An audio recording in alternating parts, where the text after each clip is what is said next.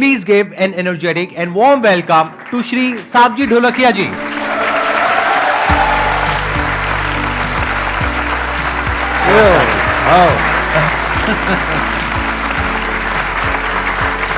बैठिए जी, बैठिए। I think कुछ साल पहले एक न्यूज आई थी जहां पे आपने सुना था कि एक कंपनी है जिन्होंने अपने एम्प्लॉइज को गाड़ियां दी हैं बहुत सारी और कुछ अपार्टमेंट्स गिफ्ट करे, वो इन्हीं की कंपनी है।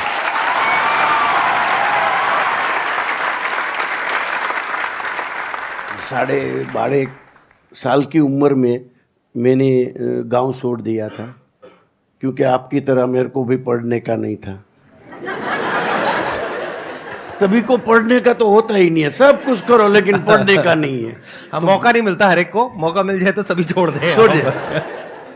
बस की टिकट थी 12.5 रुपया और आज हमारा 12,500 करोड़ का एक्सपोर्ट है।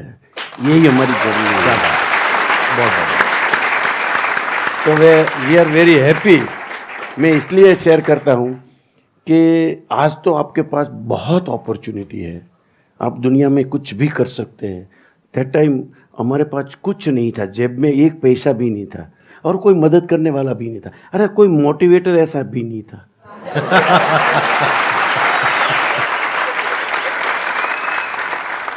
सर, आप थोड़ा सा अपने उसके बारे में बताएंगे कि जब आपने शुरुआत करी तो आपको सबसे बड़ा चैलेंज क्या आया? वैसे तो जब भी हमने जर्नी चालू की है तभी तो इतना मुश्किल, मतलब कि हमारे यहाँ चला कोई इंटरेस्ट ही नहीं है। बड़ी बड़ी कंपनी में ही काम करना चाहते हैं। हमारे साथ तो कोई ना तो एम्प्लॉय मिलता है, ना तो मैनेजर मिलता है, ना तो कोई अच्छा व्यापारी मिलता है, ना तो हमको अच्छा कोई सप्लायर मिलता है। समझो जत्थाबंद पूरा लिस्ट था प्रॉब्लम का। दिमाग पढ़ा लिखा तो नहीं था, सोचना चालू किया कि ये सबको मिल रहा है, मेरे को क्यों नहीं मिल रहा है, मैं कुछ ऐसा करूं, कुछ ऐसा करूं। ये गाड़ी का तभी मेरे दिमाग में आया। ये गाड़ी का मैंने 95 में 3 कार दिया था, ये तो अभी दिया, वो हाईलाइट हुआ। और अभी तक तो मैंने 4,000 लोगों को कार या घर या गहना दे चुका हूं।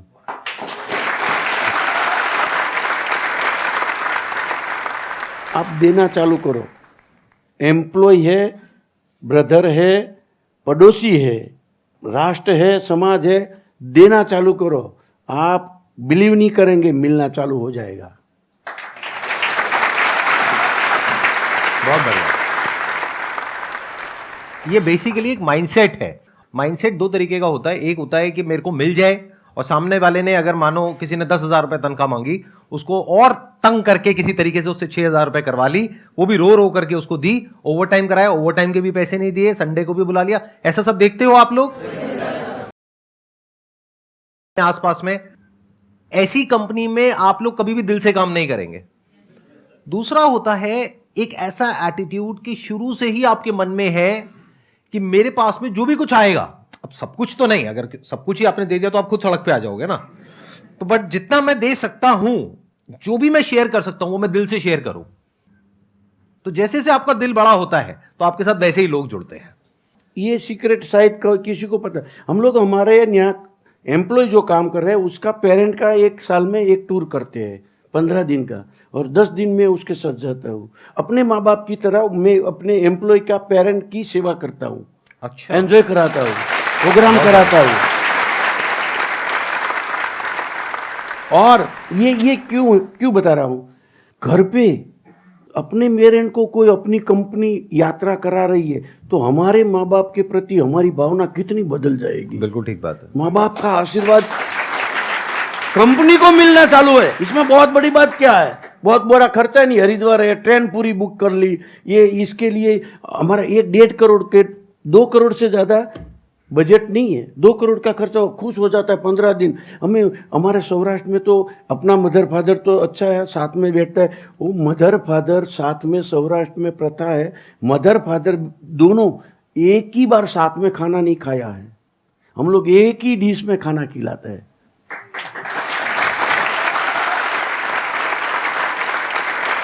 इतना खुश होते हैं तो ये भी जुड़ जाते हैं, वो भी आशीर्वाद देते हैं, वो भी जुड़ते, बेटा ये कंपनी में से मत छोड़ना।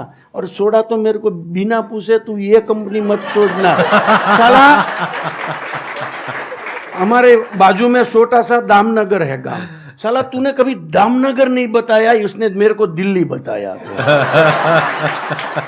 और इसके आगे ये बिजनेस का व्यू है, कोई सेवा बेवा नहीं है ये भी।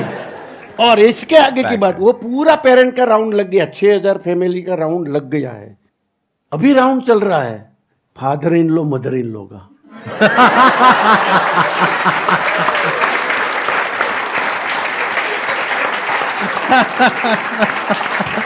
मतलब एक इंसान की जितनी दुखती हुई नसें हो सकती हैं वो सब इन्होंने दबा दी है कि मतलब उधर से ना तो बीवी छोड़ने देगी, ना माँ बाप छोड़ने देंगे, ना उसके माँ बाप छोड़ने देंगे। अब बेटा तू छोड़ के दिखा कैसे छोड़ेगा।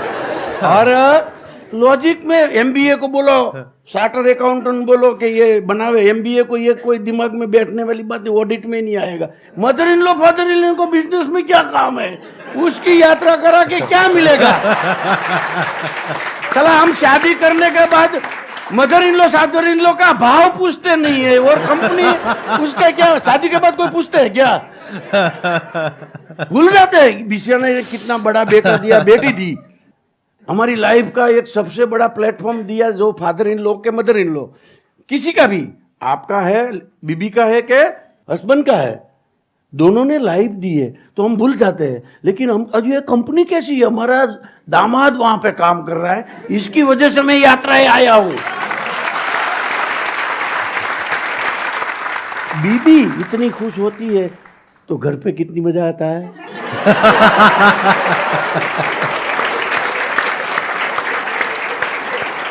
घर से आदमी शांति से खुश होके आया कंपनी में, कैसा काम करेगा, बढ़िया करेगा। हाँ।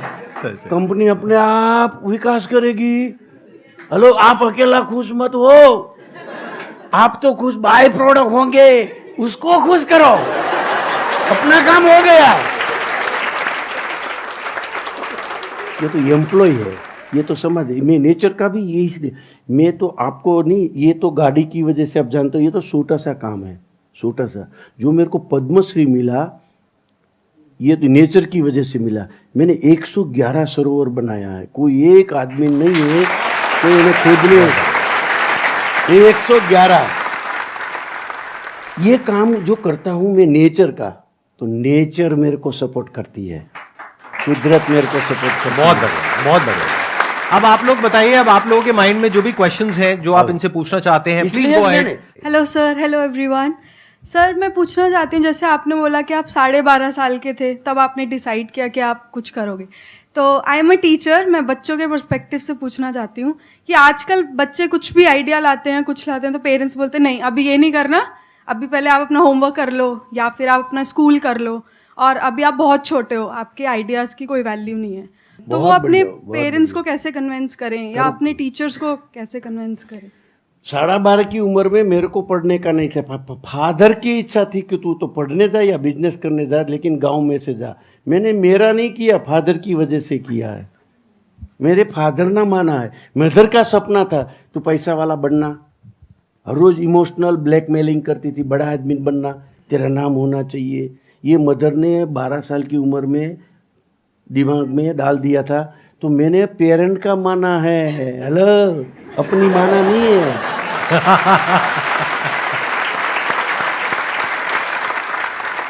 40 साल 45 साल पहले माँ ने बोला था बड़ा आदमी बनना, पैसे वाला बनना और नाम होना चाहिए। मैंने माँ को बोला पैसा मेरे पास है तो अच्छा, दुनिया सब बुला रही है, रिस्पेक्टली, कोई केस दिमाग में नहीं चल रहा है, आज तक कोई गलती नहीं किया है, आज तक कभी किसी कोई गलत हैबिट में नहीं गए हैं, तो अच्छा आदमी तो था ही। आप मानो नहीं मानो, मैं तो मानता हूँ मैं अच्छा हूँ। पैसा ही है, लेकिन नाम तो जब भी मैंने पद्मश्री मिला तभी मम्मी मेरी जिंदा है आज भी, 84 ईयर में। फादर, ये तेरा तीसरा सपना खत्म हुआ नाम वाला, क्योंकि सर्टिफिकेट भारत सरकार ने दिया। हमारी इंडस्ट्री में 200 साल में डायमंड इंडस्ट्री में फर्स्ट पद्मश्री लाया, इंडस्ट्री के लिए प्राउड है। કેમ છો સૌજી કાકા? हाँ तो गुजराती निकले, फड़नो दिख रहा।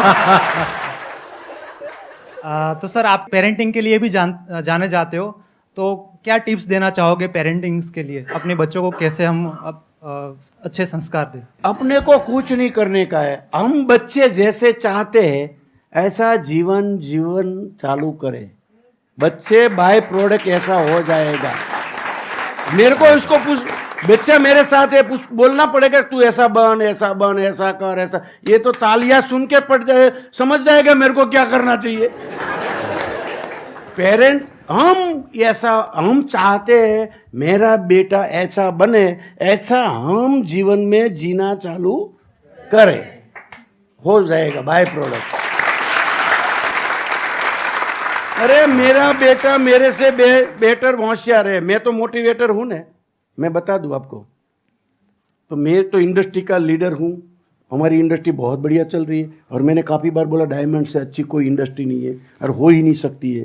ऐसा मैं तो मेरे दिमाग में आता है, मैंने जो अनुभव किया हूँ मैं बताता हूँ, तेरा अनुभव अलग होगा, इससे अच्छा बिजनेस कोई नहीं है।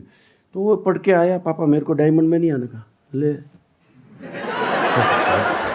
अरे तेरे बाप का इतना बढ़िया बदला, मेरे को, हम 4 भाई है लेकिन मेरे को एक ही बेटा है। तो ये बोलता है कि आप तो मोटिवेटर है, आप तो सबको बोलते हैं कि बेटे को जो करना है वो करने देना चाहिए, और डायमंड की इंडस्ट्री अपनी रिलायंस जैसी है नहीं, पूरी इंडस्ट्री रिलायंस हो जाए तो रिलायंस नहीं बन सकती। तो आप मेरे को इधर क्यों घुसा रहे हो? आप कह रहे बड़ा सोचना चाहिए, तो मैं क्या बड़ा सोचूंगा इधर आके? मेरा दिमाग घूम गया। बात तो सही है, हमको बड़ा सोचना चाहिए। तू कर, तेरे को जो करने का। बच्चे को कभी प्रेशर मत देना। बच्चा ये अपना, मैं पेरेंट को बोलता हूँ, बच्चा आपसे ज़्यादा होशियार है, ओके? आपका है ना?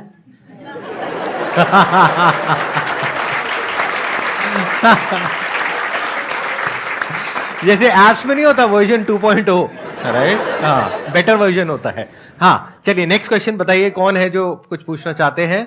सर ने अभी थोड़ी देर पहले बताया कि अभी जिस हिसाब से हम लोग हैं इस उम्र में होते हैं या किसी भी उम्र में, अगर किसी को उतना पैसा दे दो तो लोग स्टार्टअप या चीज़ों पे नहीं जा पाते आजकल। जैसे नॉर्मली होता है, हम लोग जैसे कॉर्पोरेट लाइफ में है तो जो भी सैलरीज हैं उसी में बंदा एक फंसा रह जाता है। तो प्लान ए आपके माइंड में रहता है कि आज के हिसाब से हमें बिजनेस करना है, बट आप उस लेवल तक पहुंच नहीं पाते, प्लान बी आपको जाने नहीं देती। जो भी आज की सिचुएशन है उसके अकॉर्डिंग हम लोग उस सिचुएशन में फंसे रह जाते, छोड़ नहीं पाते हैं। आप पहले दीजिए, अच्छा मैं पहले, क्योंकि आप दिमाग से देंगे, मैं दिल से दूंगा।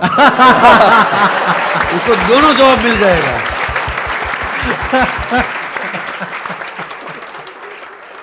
अगर मान लो आपको कोई ऐसी कंपनी मिल जाती है, इनके जैसी कंपनी मिल जाती है, जहां पर आपको गाड़ियां मिल रही हैं और अच्छा पैसा मिल रहा है, अपार्टमेंट मिल रहा है, तो क्या टेंशन है? बढ़िया है लाइफ, क्या दिक्कत है? जरूरी थोड़ी है कि सबको वही करना है। देखो, अगर सब बिजनेस ही करेंगे तो जॉब कौन करेगा? जॉब करने वाले भी तो चाहिए ना। तो नंबर 1 आपको पहले ये देखना है कि क्या जो आप कर रहे हो उसमें कोई मेजर प्रॉब्लम है क्या? क्या आपको लग रहा है कि जितना आपको मिलना चाहिए, जितना आप डिजर्व करते हो, उतना आपको नहीं मिल रहा है? तब आप अपने बेस पे कुछ करने के बारे में सोच रहे हो, तब फिर भी इट मेक सेंस। नंबर 2 आपको यह देखना है कि क्या आपके अंदर वो पोटेंशियल है भी करने का या नहीं है, या फिर औरों को देख करके बस एक्साइटेड हो रहे हो। बिजनेस हर एक के लिए नहीं होता है, उसके लिए एक अलग तरह का फ्रेम ऑफ माइंड चाहिए, अलग तरीके की नजर चाहिए। एक ऐसी नजर चाहिए जहां पे हर तरफ आपको अपॉर्चुनिटी नजर आ रही हो, हर तरफ आपको प्रॉब्लम नजर आ रही हो और उन प्रॉब्लम्स के सॉल्यूशंस निकालने में आप इंटरेस्टेड हो। अगर आपको दोनों चीजों का जवाब हां मिल जाता है कि हां मेरी जो अभी जॉब है वहां पे मेरे को उतना नहीं मिल रहा है जितना मुझे मिलना चाहिए, नंबर 2 मैं एक बिजनेस कर सकता हूं। अब जो रिस्क लेने वाली बात है, क्योंकि कोई गारंटी नहीं है कि बिजनेस चलेगा, 90% पॉसिबिलिटी है कि वो फेल हो जाएगा, which is a fact globally अगर आप देखोगे तो जब वो फेल हो जाएगा और ये पहले से पता है, तो वो रिस्क लेने का अंदर से दम होना चाहिए। उसके बाद में आपके माइंड में प्लान सी भी होना चाहिए, सिर्फ प्लान बी नहीं। आपने बात करी प्लान ए और प्लान बी, प्लान सी भी होना चाहिए। यानी कि अगर ये छोड़ा, कुछ और किया, वो नहीं चला, तो क्या प्लान है? अच्छा वापस से मैं जॉब में चला जाऊंगा और ये जो 5 लाख रुपए मैंने जोड़े थे वो खत्म हो जाएंगे, वॉट एवर। मानो 5 लाख जोड़ने में 2 साल लगे थे, तो 2 साल पीछे हो गया, दैट इज ओके। लाइफ बहुत बड़ी है, उसमें 2 साल चले भी गए तो क्या फर्क पड़ता है? क्या पता आप उस 2 साल में 20 साल आगे हो जाओ। तो वो रिस्क आपको लेना है अपनी कैपेबिलिटी, अपने पोटेंशियल के अकॉर्डिंग, ना कि मेरे कहने के अकॉर्डिंग, ना इनके मोटिवेट करने के अकॉर्डिंग। फिर चाहे वो इंसान दिल से कहे चाहे दिमाग से कहे।